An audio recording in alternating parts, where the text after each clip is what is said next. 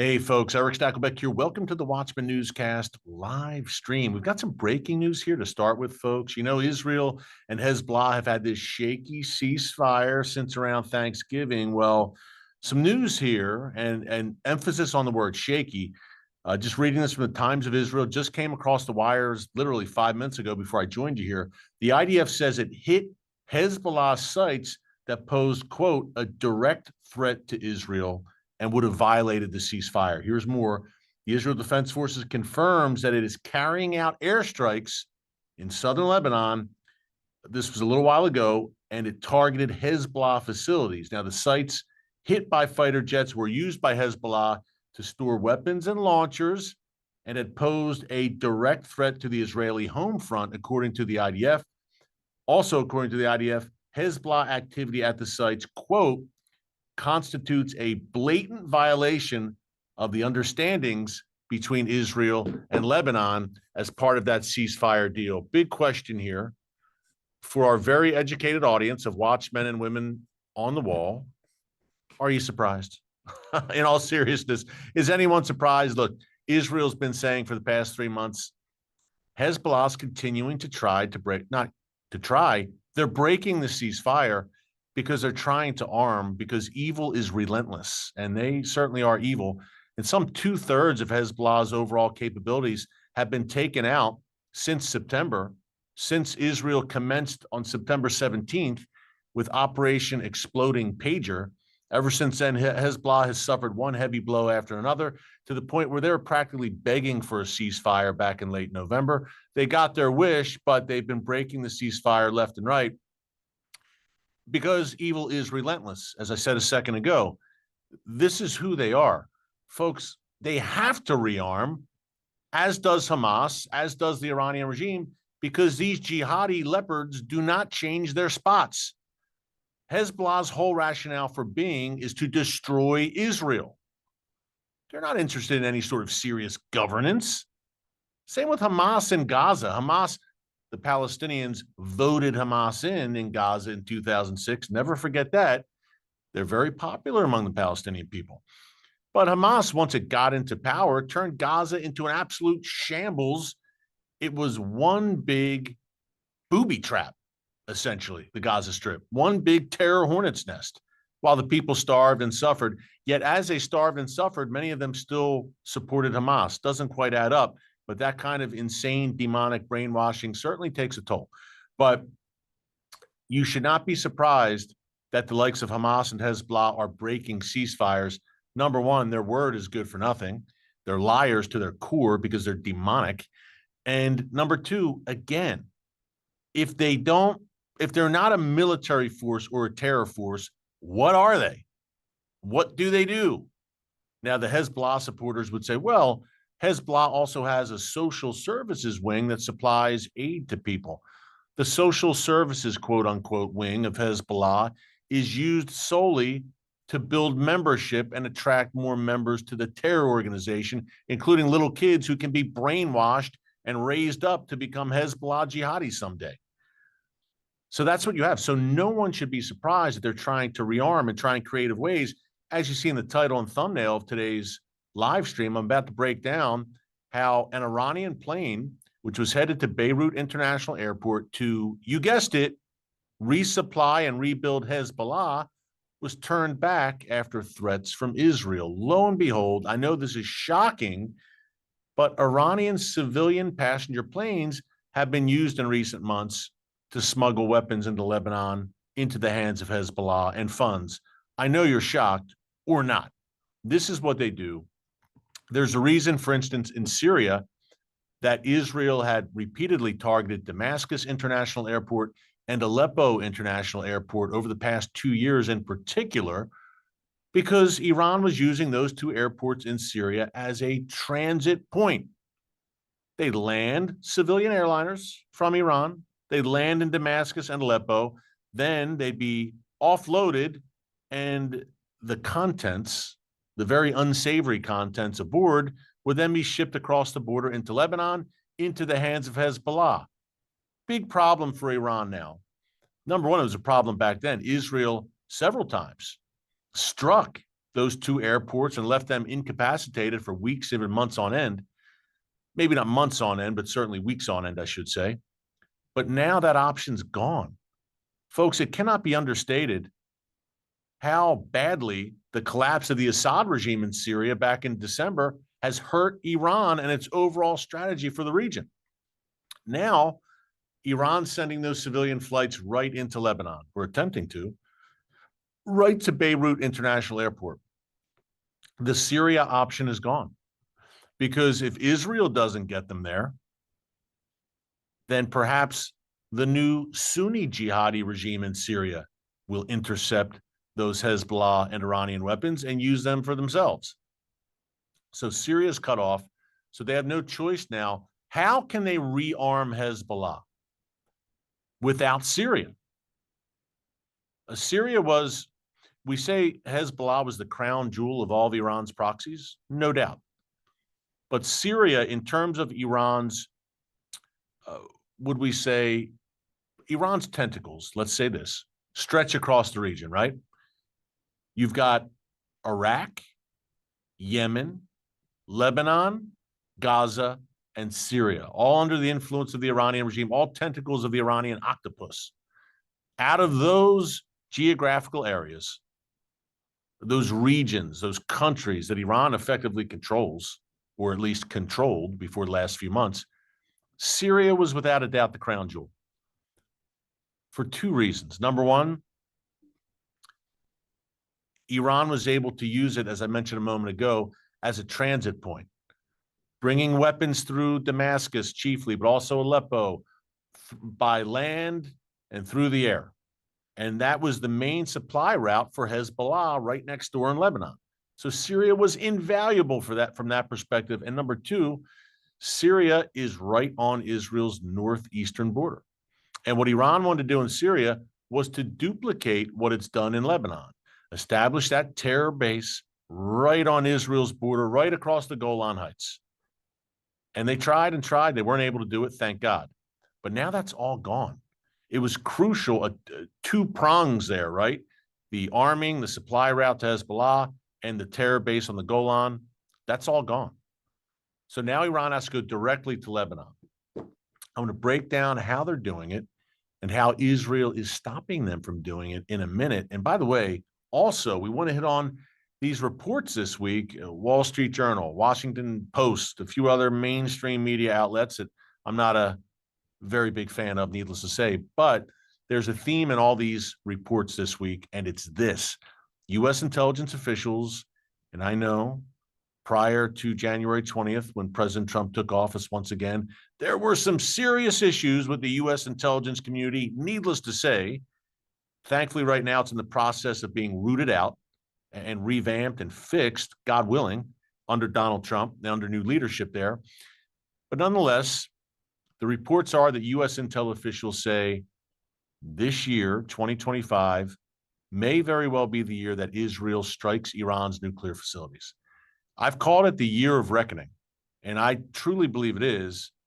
They're saying it as well. What else are they saying? I'm going to break that down too. Before we dig into these very important stories in the world's most chaotic, volatile, and prophetic region, a quick reminder, if you have not subscribed, be sure to subscribe to the Watchman News channel right here on YouTube and click the notification bell so you get alerts every time a new video is posted. Also, two things here.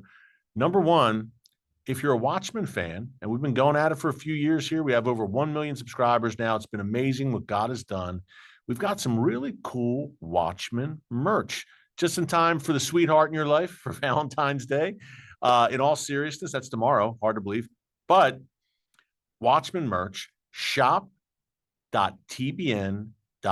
It's shop.tbn.org.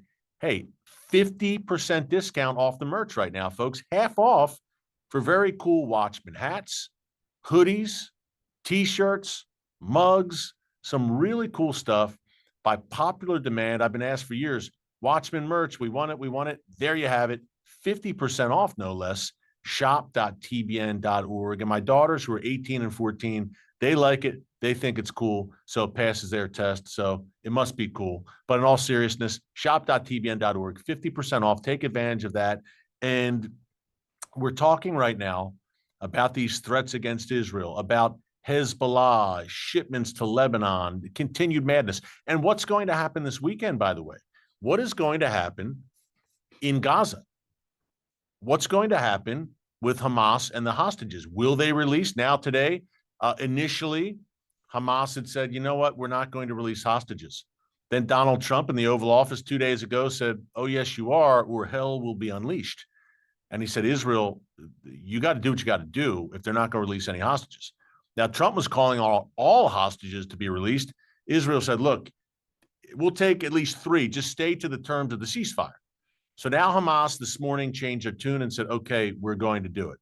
But folks, nothing is guaranteed. Expect the unexpected in the Middle East, needless to say. So very uncertain right now in Gaza and uncertain in the north. I think it's March 1st that families, after 17 months living away from their homes, families will finally be able to return to those beautiful communities in the north. I say all that to say this has been 16 months of madness in Israel, a madness brought upon Israel by its enemies, I should say. And organizations like Magen David Adom, our partner for today's live stream, have been on the front lines, standing strong, doing God's work. No one more, I should say, than Magen David Adom, because, folks, they are Israel's emergency services system. Every time there's a rocket that falls, every time there's a terror attack, even a heart attack, any sort of accident, calamity in Israel, Magen David Adom first responders are first there on the ground. They're responding. They dispatch every single ambulance in Israel, and they also supply the blood supply for civilians and the IDF. Magen David Adom is in charge of Israel's blood supply, and including for the IDF. As I said, this is an amazing organization on the front lines. And if you want to help, and I'm asked all the time, Eric, it's Israel's time of greatest need. What can I do? Magen David Adom, SaveLivesIsrael.com. That's SaveLivesIsrael.com. Perfect place to start doing God's work. And when you work with them, you're fulfilling that biblical mandate to bless Israel, laid out in the book of Genesis, chapter 12, verse 3. And in the process, I believe you're honoring God to honor and bless his people and his land. Folks, look, I'm in Israel on a frequent basis. The Magen David Adom ambulances are everywhere.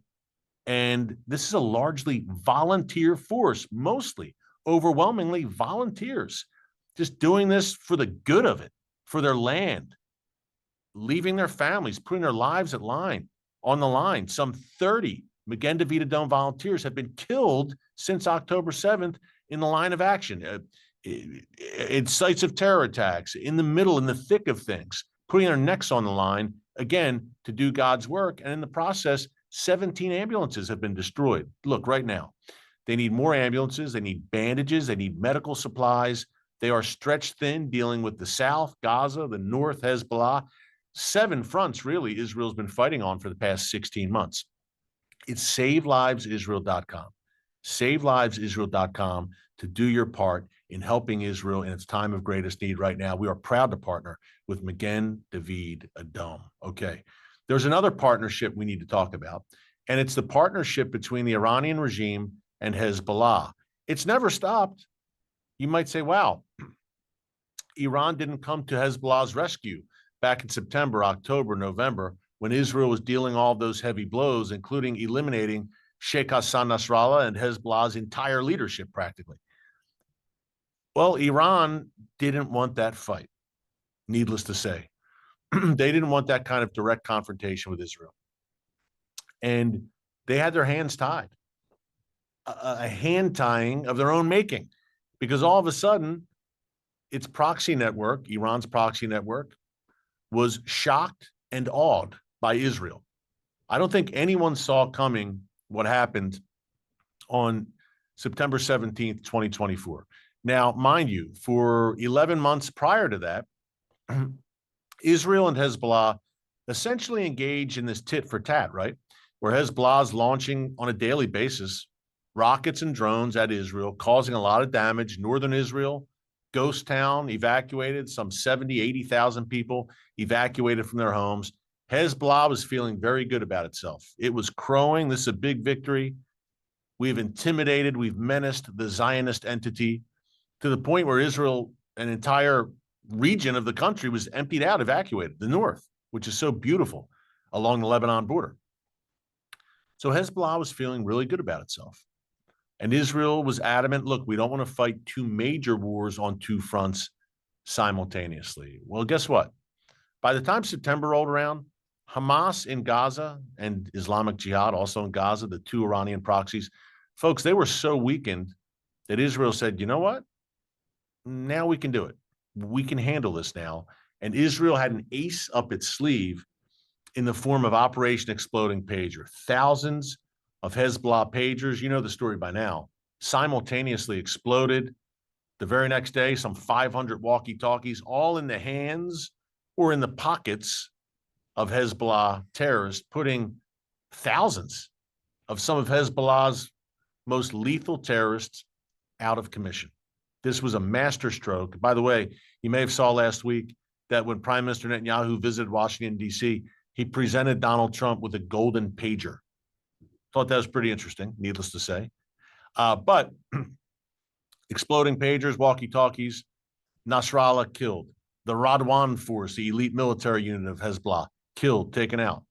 Israel invades on the ground in southern Lebanon and absolutely clears out that terror hornet's nest.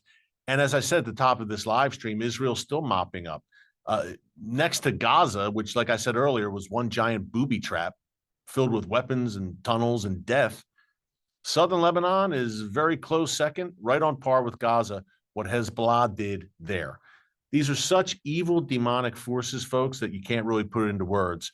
But now that Hezbollah is down and Iran's down, the ring of fire is down, Iran's still going to try, because evil is foolish and evil is relentless.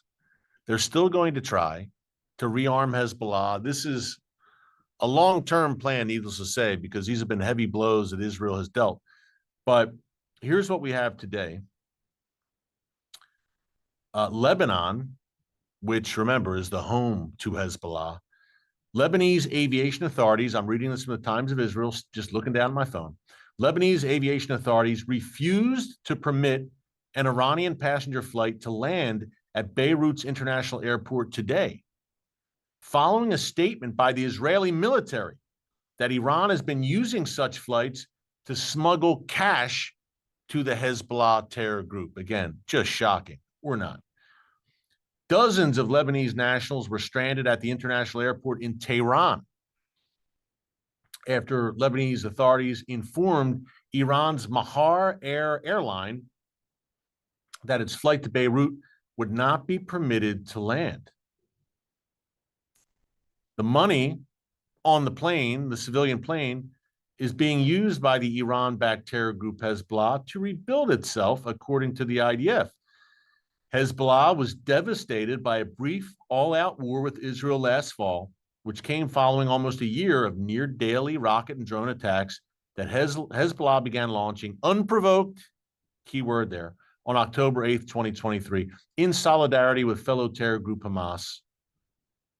And in the process, guess what? Hezbollah and Hamas signed their own death warrants. And now the IDF is saying, we're not going to let you up off the mat, right? That's basically what they're saying here. Hezbollah, you're down, and we are not letting you up off the mat. Iran's going to try, and it ain't happening. We're not going to allow it. So look for more. This is not the first case, by the way, of an Iranian plane being turned back. And, you know, I was talking to someone earlier, a colleague, all of these aviation issues over the past 3 weeks or so, it's been insane. So add this to the list.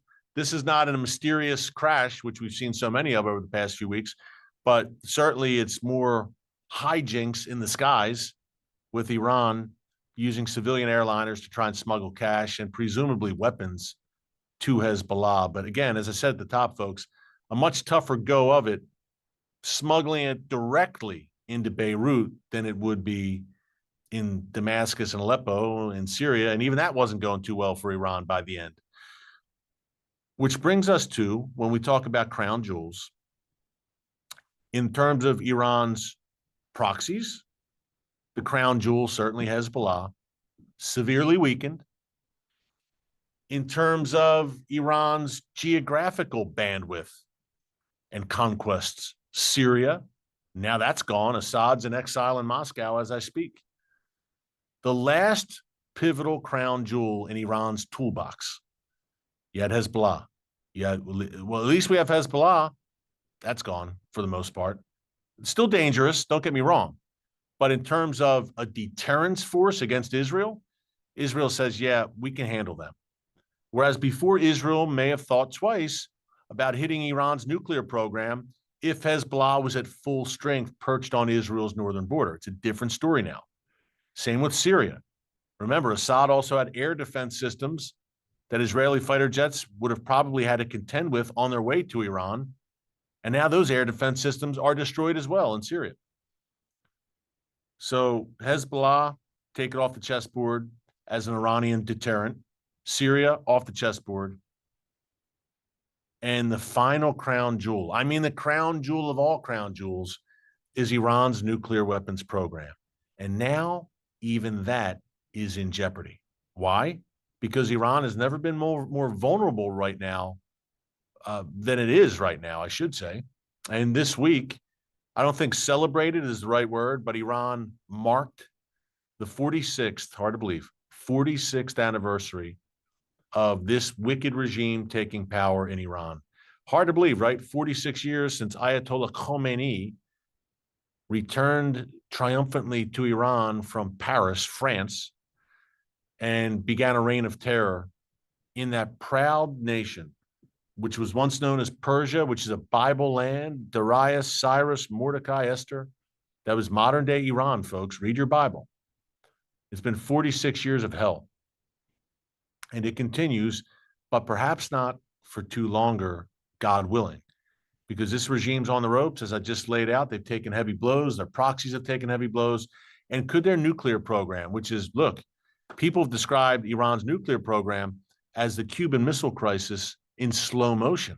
They've put decades and untold dollars and blood, sweat, and money into that nuclear program. And now that's in serious jeopardy. As I mentioned at the top, there have been several reports published this week. And this is not a news flash. I told you this years ago, just from conversations with Israeli intelligence officials. But what is a news flash is that now it seems imminent. If military action against Iran's nuclear program is indeed going to happen, this could be the year. I've called it the year of reckoning. And a few reasons. Ring of Fire is basically a smoldering heap of ruins for Iran. Its air defenses were destroyed by Israel back in October. And oh yeah, Donald Trump is back in office. Here's more. The Washington Post, some call it the Washington Compost, also the Wall Street Journal. They're all reporting that an Israeli preemptive attack on Iran's nuclear program could come by mid-year. The White House declined to comment, and all the intelligence agencies declined to comment, but they assess U.S. intelligence agencies, and again, which have been very suspect over the years, but this one, folks, it doesn't take a brain surgeon or an intel expert to see which way the winds are blowing when it comes to Iran's nuclear program. Israel's eyes are lighting up right now. They know Iran's vulnerable. They see this as a golden opportunity. And what these reports did this week was basically confirm what I've been telling you for certainly months, but years. But things have intensified with the collapse of the Ring of Fire.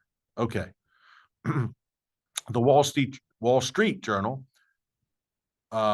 reported that the intelligence community has told both the Biden and Trump administrations that Israel is mulling strikes on Iran. And a big reason for that is because it sees the United States, obviously, under Donald Trump, as more amenable, more agreeable to an Israeli strike against Iran's nuclear facilities. Look, Bibi was here last week. He was in Washington, D.C., meeting with President Trump. And Trump said, look, it's not going to happen. We're not going to allow Iran to go nuclear. It can't happen. Now, what he wants to do right now, I think it's pretty clear. Trump says, look, I want to be a peacemaker. I'm going to try and avoid wars. Okay. So he's putting the clamps back on Iran. He announced last week the return of his maximum pressure campaign against Iran. And folks, what it's designed to do is to squeeze the noose on the Iranian regime economically so that it says, so that it basically cries uncle, right? And says, we've had enough. If this is the price to maintain a nuclear weapons program, the price is too high. We give up. We're done. The nuclear program's finished. We give it up. That's what Trump's saying. Look, one last chance to do this by diplomatic means. One last chance to stop Iran's nuclear program diplomatically. We're going to use maximum pressure, crippling sanctions. We're going to bleed Iran's economy dry, cut off its oil exports, which is the lifeblood, which are the lifeblood of Iran's economy. And Trump says, then let's see where we are. If they still don't give up the nuke program, then guess what? Israel, you've got my green light. Take care of business. I think that's where we're at right now. And when Israel goes and takes care of business, it'll be with U.S. help. I don't know if U.S. fighter jets would be in the skies, but U.S. munitions.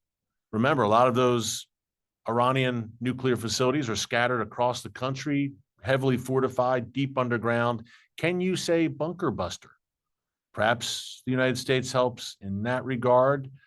But that's where we're at, I think.